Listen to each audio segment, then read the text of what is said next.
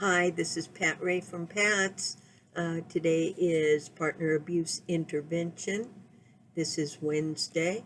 Our topic for today is going to be quick fixes versus long-term solutions.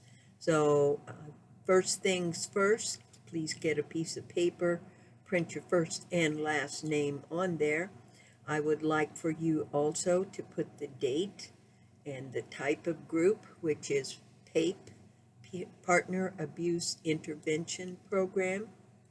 And the topic will be quick fixes versus long-term solutions. So I will be sending out a homework. I will post it on the channel, on Facebook. So if you have any questions at all, just let me know. You may pay for your program by either calling and paying over the phone with a credit card or debit card. You can mail a check to 300 South Broadway in Urbana, Illinois, 61801. You may also, if you have somebody, a program paying for your services, please put that on your sheet. If you are paying cash, you can come to the office 9 a.m. to 1 p.m. Monday through Friday. So here we go. I'm going to talk about quick fixes versus long-term solutions. So we want to talk about what is a quick fix. Quick fix is something I do just to get through the moment. It is not something that is going to solve the problem. So what we know is there are no quick fixes to family or partner violence. It takes solutions. Thinking that there are quick fixes will sometimes lead to violence. So if I try to do something to make it better in the moment, the other person does not accept that, is tired of it, then there may be a new argument and a new episode of violence. Remember, we talked about violence in the last week's assignment. There are types of violence, and there's a lot more involved in violence than just hitting or physically hurting someone. We're going to talk about the effect of our violence on others.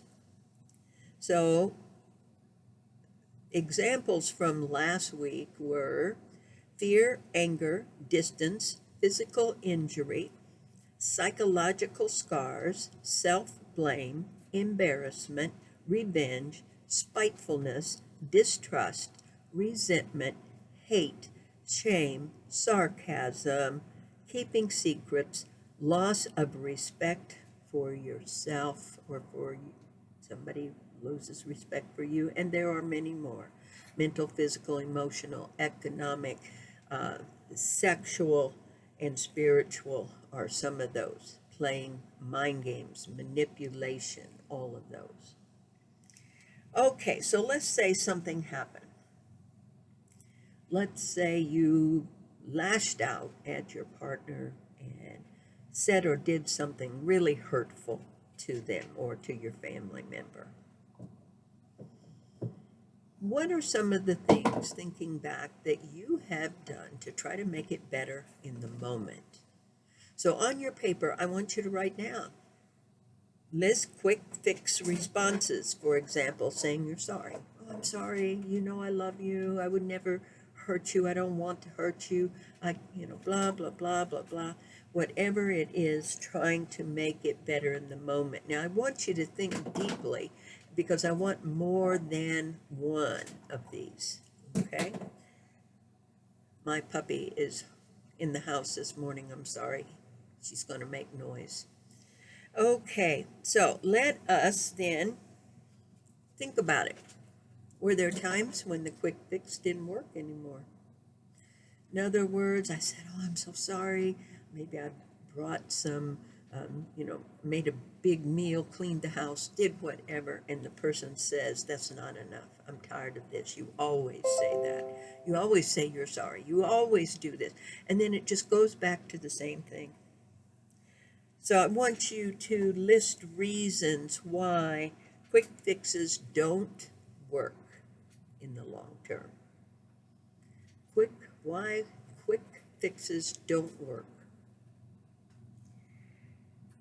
So they are considered quick fixes when you are accompanied by an expectation of results. Therein lies the problem. I expect that if I cook this beautiful meal, if I buy this gift, if I make one day's attempt to be loving and kind, attentive, I expect the other person to respond positively and let go of the incident, not to ever speak of it again. I've gotten past it. Why can't they? So there's the expectation. So I make an apology. I expect that he or she will accept the apology. When that expectation isn't met, what happens then? You may have 2 or 3 or more quick fixes that are your go-to, that you use all the time. What are they? List them. Now let's talk about if my quick fix is to say I'm sorry. That is not a long-term solution. So what would be a long-term solution to my behavior, to my problem, to what I've done, to what I continue to do, to what I have done in the past? If quick fixes aren't going to work, and in fact, it may even lead into a new argument, like, F you, I don't know why I even try to make up to you. That's why I'm mad at you. That's why I'm angry. That's why I do what I do. New situation. So we don't want that. So what we want instead is something that is really going to change the situation. So I have to make changes. If I say I'm not going to stay out all night anymore, I don't stay out all night anymore. And the other thing is, I may expect that he or she believe me right away, but it's going to take time. And I have to understand that. I accept that because of my history, that it's going to be a long time before others really trust and believe in me again. So, what is the alternative to making an apology? Behavior change. Should you forget about saying, I apologize? Should you forget the apologies altogether and just launch into behavior change? What do you think? I need to have some answers on that. Because we often apologize and then take it back when our partner, child, or relative expresses anger about the violence, the alternative is to apologize and not expect him or her to reward us by forgetting about the violence, or trust that our good works and deeds are for real. Okay. Now, one example of long-term solutions would be to respect the wishes of the other person about whatever it is. So if the other person says, look, we need some space, I respect that wish. I may not like it, I may not want it, it may be the last thing that I want to do, but respecting that. Now, I want you to give some examples of your long-term solutions. Thinking back, you know, we've all said hurtful things. We've all done hurtful things. Many of us have used physical force or violence. Many of us have used mind games, lying, conning, cheating, trying to get in the person's head, make them believe what is not true in order to get them to do what we want them to do. Pretending we're mad, pretending we know stuff that we don't, and trying to use it to manipulate the other person.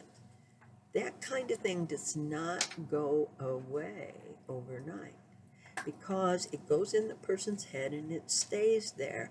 They always, from that point on, have a doubt about what we say and why we're doing what we do if we're trying to do something nice. It's right there. So, keeping that in mind, add your long-term solutions to the problem. What might it be? Now, I need more than one. In fact, I need as many as you can brainstorm and keep listing. I need them to be in detail. This is right now a one-way conversation. I need your input in order for you to really get the credit. Write it down for me. Look at your past situations. What would you say would be a long-term fix in those situations?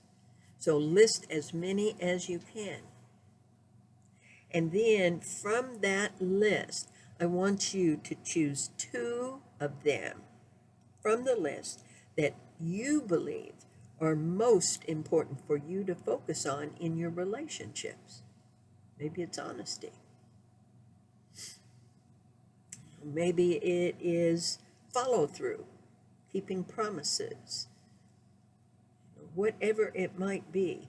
And remember, do not expect immediate acceptance and immediate change in the behavior of the other person, because they have a whole long history of your promises, of your apologies, of your good deeds after a bad deed. And then things went back to it. Because you know why? Because this is a cycle of violence. It is something that doesn't occur overnight. You say, wow, this is the first time. Well, I didn't even hurt her or him or them. Number one, I am not the one that decides how the other person is hurting. That is personal to each of us. So whether I hurt the other person or not, in my mind, is not the truth. The truth is, it's up to the other person. How did they feel? Were they hurt? That's up to them to decide. And we validate that by saying, I hurt you, I regret that, and I'm going to do something different from now on. Again, we go back to the same thing. What the other person did is not what we're focusing on, because no matter what the world throws at us, we are 100% responsible for our behavior. Okay? So we are 100% responsible. So it does what the other person did or said. We're not fixing them. We're working on us. So let us get away from that blaming mentality and come into full adulthood and accept our part, what I did, how I responded to it. What did I do? Did I retaliate? Did I get even? Did I defend myself in a verbal, confrontive, mean way? What did I do? Did I go behind the other person's back? Did I manipulate them into thinking or believing something that wasn't true? What was my part? And then what's the long-term solution to that? Because it's all about me. What am I going to do to make a change? Not what the other person needs to do to change. So again, it's all about me. Hopefully, we will be meeting in person. And for those of you who have started this program online, there may be some differences when you begin to come to group. So number one, there'll be a check-in, and we will learn more about that in upcoming episodes. So please stay well. Please take a picture of your progress note and email it to me, pat@changeisachoice.org. Text it to me, 217-766-9132. Drop it off at the office at the side door, 9 to 1, Monday through Friday. Talk to you soon. Have a great day.